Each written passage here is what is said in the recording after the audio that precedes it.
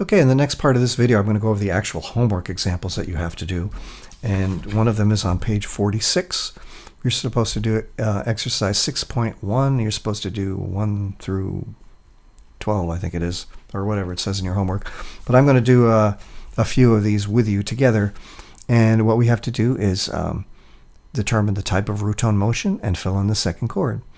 So, and then also label, is it a perfect authentic cadence, an imperfect authentic cadence, a perfect plagal cadence, an imperfect plagal cadence? We'll go through that. We'll do a couple of these and see how that works. Let's start with number 2. This is a major key. I know this is a major key because there's the key signature, there's the 1 chord, and notice it's the capital 1 chord, so it must be a major key. And I'm going to just come over here on my piece of scrap paper and just write the 1 and the 5 chord in that key. There's the 1 chord, and here's the 5 chord. So this is E flat, G, B flat, and this is B flat, D, F. So the question is, what kind of progression is this? Notice the only 2 kinds of progression that we've talked about. Well, we've talked about a few others, but the only ones that we've actually dealt with so far are progression in fifths or progression in seconds. So if you see root tone moving in a fifth, or even if you see it moving in the interval, it seems like a fourth. Remember, a fourth is just an inverted fifth, so it would be the same category. You got to keep a common tone. So that's the first thing you should be thinking about. Keep your common tone, in this case B flat. That's step 1. Step 2, go ahead and write the root tone. So this chord is a B flat D F. The root tone is B flat. And then move your pitches as close as possible. So B flat D F, just to make sure I'm doing it right, I'm going to put them up here. And then the E flat, I'm going to let it come down to D. That's only a half step away. And the G, I'm going to let it come down to F. Now I've got a D, an F, and 2 B flats, which is exactly what I want on each of these chords. So the question is, what kind of a cadence is it? Now, first thing is, 1 ends on a 5 chord. That's not authentic. Authentic cadence would be the opposite, 5 going to 1. This is not a plagal cadence. A plagal cadence is 4 going to 1. So what is it when you have a cadence that ends on a 5? It's always called a half cadence. So we write half cadence. And when we have a half cadence, we don't worry about whether it's a perfect or an imperfect. We only use those terms for authentic and plagal cadences. I'm thinking it might be worth our while to try this one. And we have a 4 chord going to 5, and we're in the key of A flat. That's 4 flats. And here's the 1 chord. And here's the 4 chord. And here's the 5 chord. This is D flat, F, A flat. And this is E flat, G, B flat. I'm just reading the notes, counting it up, figuring out the chords. So what kind of progression is it? I hope you see that it's 4 going to 5. That's progression in seconds, right? That's where you put the bass note in first, and all the other voices will move in the opposite direction. So the root tone of this is E flat. The pitches I need are E flat, G, and B flat.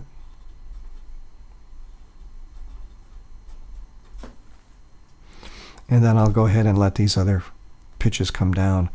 So let's see, that's going up. A flat comes down to G. I just go to this closest one. D comes down until it hits B flat. And F comes down until it hits E flat. So when I'm done, I've got E flat, I've got G, I've got B flat, and I've got another E flat. Remember, I like to double that. This again is it ends on a 5 chord. So this is another example of a half cadence. I'm going to do just one more here. I think this will help you if we just do this one together. This is number 4. We're in the key of 3 sharps, which is the key of A. So I'm going to go ahead and put that here. And I need a 5 chord and a 1 chord in the key of A. 1. There's the 4 chord. And there's the 5 chord. The 4 chord is D, F sharp, A. That's the 4 chord. And the 5 chord is E, G sharp, B. Actually, I don't need the 4 chord, do I? I need the 5 chord and the 1 chord. That's okay. So we'll come over here and I'll fill in the 1 chord. And that's A, C sharp, and E. Now, a 5 chord going to a 1 chord. Hope you see that that's progression in fifths. So I need the common tone. I don't need this chord. I didn't need to write it, so I'm going to put a bracket around it. Do you see any common pitches between this chord and this chord? I hope you see that they both have an E. So I'm going to go ahead and put the E in first. Now, not in the bass. Don't put it in the bass. Put it in one of the upper pitches, because you know it goes in the bass. The bass should have the root tone. So if I'm going to a 1 chord here, I want to have A in the bass. So I'm going to put that there. So there's my common tone. My pitches are A, C sharp, and E, because that's the 1 chord. And now I just move the other pitches as close as possible so that I've got a complete chord. My G sharp can go to A.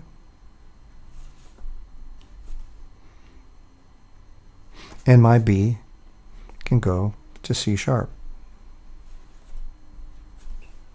Like that. Notice I've got 2 A's. A, I've got a C sharp, and I've got an E. So my voice leading is good. Now I just need to label this cadence. What do you call a cadence that goes from 5 to 1? I hope you remember that's called an authentic cadence. Now, you're not going to just label authentic. You want to say, is it a perfect or is it an imperfect authentic cadence? So remember the 2 checks for that. Are they both in root position? The 5 chord, which is E, G sharp, B, is the E in the bass? Yes. The 1 chord, is the A in the bass? Yes. And then the last rule, is the root tone of this also in the soprano? Is there an A in the soprano? And the answer to that, of course, is no. That means it's not a perfect authentic cadence. It's an imperfect authentic cadence. So that's how you label it. All right, now I'm on page 48, and this is exercise 6.3. And on these, you're given a little bit less information, and you've got to still fill in the chords. So you're given the key of B flat, and you're not given a key signature. But that doesn't mean you're not supposed to be thinking about a key signature. You definitely want to write down the key signature on your scrap paper. Always work with a piece of scrap paper. And we're in the key of B flat. I'm going to just go ahead and write the B flat scale here, at least up to the 5th note. Because the only chords I'm dealing with so far are the 1 chord, the 4 chord, and the 5 chord. And since I don't know what these chords are yet, I might want to write all 3 so that I can try to figure this out. And it'll only be out of those 3. So this is B flat, D, F. This is E flat, G, B flat. And this is F, A, C. Those are my 3 chords I'm dealing with. The first one's been done for me. It's F, A, C. Notice it's this one here, F, A, C. So I can go ahead and label it 5. Then the question is, well, what's the next chord? You got to figure it out. It's a B flat. Do you have any chords with B flats? Well, look, a 1 chord or a 4 chord. Now I must tell you, the 1 chord would make a much better choice. We don't really have a cadence where 5 goes to 4 and then stops. We don't even have a name for that. But we certainly have a name of a cadence where a 5 chord goes to a 1 chord and then stops, that's called an authentic cadence. So this is an excellent choice. B flat, D, and F. As always, I'll put the B flat in the bass to keep it root position, and I'm going to write a 1 chord. Because this is root tone motion of the 5th, I'm going to try to keep a common tone. Notice that the common tone between this chord and this chord is the F. So there I find the F and I put it in the same voice. And really I just need to fill it out now. B flat, D, F. I've got the B flat twice. I've got the F. I don't have the D. So let's put in the D. Okay. Now the only other thing here that I didn't do is, because there's no key signature, I wrote a B flat here. Make sure you put the accidentals on each note. Let's do one more. This is number 3. And this is the key of A. So I'm going to write the key signature for A, which is 3 sharps. Again, I'm going to write the 3 notes in the key of A. The 3 chords. The 1 chord, 1, 2, 3, 4, the 4 chord, and the 5 chord. This is A, C sharp, E. This is D, F sharp, A. And this is E, G sharp, and B. Let's see what I've got. Starts with a D, A, D, F sharp. There, see D, F sharp, A. So that's a 4 chord. My next note is an E. So here's an E in the 1 chord. And here's an E in the 5 chord. And either one of those is actually okay, if you think about it, because a 4 chord going to a 1 chord would be a plagal cadence, or a 4 chord going to a 5 chord would be a half cadence. So you could take your pick to finish that example. I'm going to go from the 4 chord to the 5 chord, and I'm going to put that here.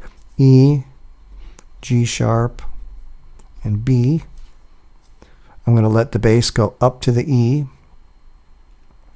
and I'm going to let the other voices move down, right, in the contrary motion to the bass.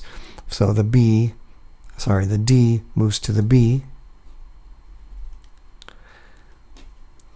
The A moves to the G sharp, put the sharp on there. And now I'm finished. I've got E, G sharp, B, and another E. Perfect.